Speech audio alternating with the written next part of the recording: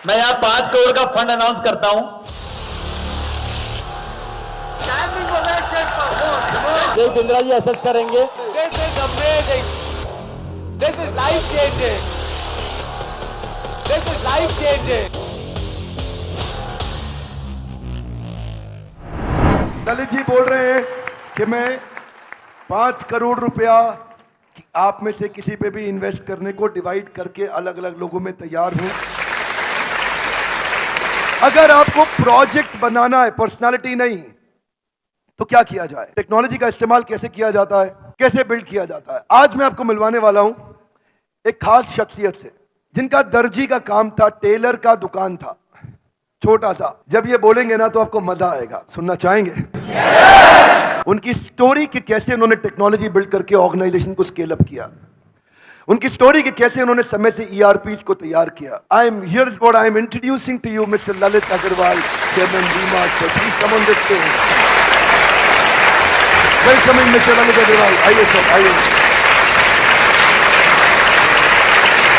I am getting goosebumps, मेरे रोंगटे खड़े हो गए हैं। Look at that positive energy, look at the energy that you have created. छोटी सी कहानी है। 2003 में वी-मार्ट की स्थापना हुई, मैंने अपना स्टोर बनाया। 2008 में हमारे पास आदित्य बिरला आया और वो हमारी कंपनी में इन्वेस्ट किया। उनको लेके आके हम इमीडिएटली ग्रो किए। और जब ग्रो करते हैं तो गलतियां भी करते हैं। जब आपके पास पैसा आ जाता है सिर चकराने भी लग जाता है, दिमाग के ऊपर कौवा बैठ जाता है। क्या बोलते हैं, दिमाग पे कौवा बैठ जाता है कि सोच हो जाती है कि हम जो कर रहे हैं वो अच्छा ही कर रहे हैं, सब सही कर रहे हैं। तो उस समय बहुत तेजी से हमने पैसे आए थे, बहुत तेजी से दुकानें खोली, लेफ्ट राइट डिसीजन लिया। बॉम्बे में जाके दुकान खोल दी, कोल्हापुर में जाके दुकान खोल दी, कोई इधर ईस्ट में जाके दुकान खोल दी। तो वो अलग अलग साइज की दुकानें खोल दी, अलग अलग तरीके का सामान उसमें रखने लग गए। तो उससे हमें 2009-10 जब लीमैन ब्रदर की क्राइसिस हुई, उस समय जब खराब समय आया, उस समय हमारी प्रॉफिटेबिलिटी टैंक कर गई। हम उतना रिटर्न जो जनरेट कर रहे थे वो जनरेट नहीं कर पाए। हमारे को रियलाइज हुआ सडनली 2010 में कि यार हम तो बहुत सारी गलतियां कर ली हैं। तो उस गलतियों को हमने बैठ के लिखा, हमने अपनी एक बोर्ड मीटिंग बुलाई। उस बोर्ड मीटिंग में हमने उसको चॉक डाउन किया।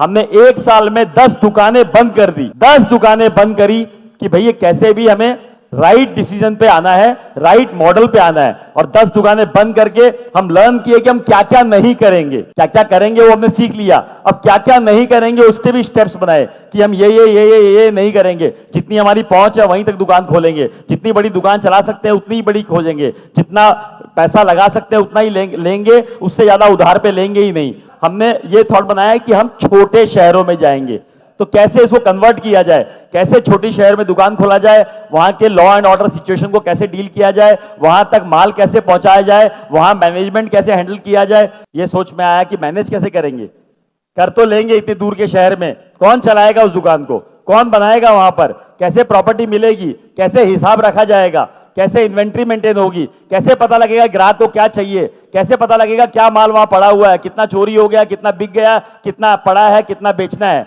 ये सारे सवाल आए। उन सारे सवालों का जवाब खोजने की कोशिश की गई कि कैसे उस जवाब का सवाल खोजा जाए। तभी एक दिमाग में आया कि नया नया ईआरपी वर्ड आया था, नया नया टेक्नोलॉजी का वर्ड आया था। और उसी समय हमने एक ईआरपी वेंडर से बात करी, उसको समझा। वो छोटा सा एक सॉफ्टवेयर बनाता था, उसी को समझ के उसी को हमने इंप्लीमेंट करने की कोशिश करी और उसको हमने उसी समय इंप्लीमेंट कर दिया। जब इंप्लीमेंट कर दिया तो हमारे पास वो थॉट प्रोसेस आ गई कि यार टेक्नोलॉजी से हम कम से कम देख तो सकते हैं कि कौन सा माल कहां बिका, कौन सा माल की कहां जरूरत है, कौन सा माल कितना स्टॉक में पड़ा हुआ है। उससे बहुत कुछ, शायद ईआरपी से और भी बहुत कुछ जो फायदा हुआ कि कितने वेंडर ने क्या माल दिया, उसका कितना पेमेंट हुआ, उसका माल कितना बिका, कितना हिसाब पूरा बराबर मिल गया।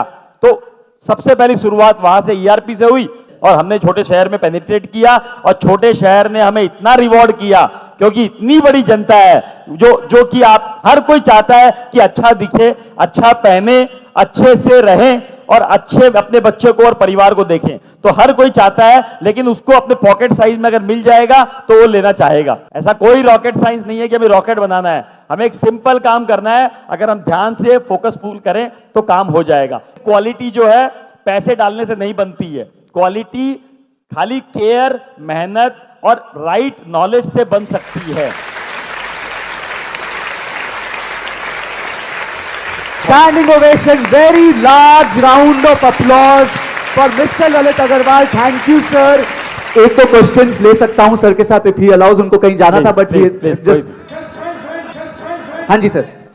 जब बात आती है वेंडर की, वेंडर कहते हैं मेरे को 5 रुपए सस्ता चाहिए, ये आदमी 5 रुपए सस्ता दे रहा है सर, उसमें हम आके फंस जाते हैं रेड ओशन में। हम नया प्रोडक्ट लॉन्च करते हैं, कल को वो नहीं बिकता तो हमारा बड़ा लॉस होके बैठ जाता है। हमें शहद बनना है, मधुमक्खी अपने आप आएगी। कोई ना कोई गैप है, कोई ना कोई चीज आपको डालनी पड़ेगी जिससे वो चीज चमक के बाहर निकले। जब जो लोग अपने आप भिनभिनाए आपके अराउंड, अपने आप बोले कि मैं कपड़ा आप ही का लूंगा, मैं माल आप ही का लूंगा, वो तो प्रोडक्ट, उसकी सर्विसेज, आपके व्यवहार, आपके आचरण, आपका तरीका में क्रिएट करना पड़ेगा और यही सब आप लर्न करके जाओगे यहाँ से। Good morning sir. Sir good morning. आपने कहा कि बोला कि अपने स्टाफ को आप छोड़ो, जैसे बच्चों को आप चलना छोड़ते हो, चलने के लिए छोड़ देते हो, तो जैसे जैसे हम जब भी स्टाफ पे पूरा ट्रस्ट करते हैं ना, स्टाफ कभी ना कभी धोखा दे देता है सर। कोई बात नहीं, ऐसा भी नहीं है, कोई बात नहीं, गिरोगे, पड़ोगे, लगोगे, गाड़ी लेके निकलते हो, चलाते हो तो कभी ना कभी एक्सीडेंट होता है, कभी हल्का सा टच होता है, कभी बहुत बड़ा एक्सीडेंट होता है, तो गाड़ी चलाना बंद कर दोगे, गाड़ी में बैठना बंद कर दोगे।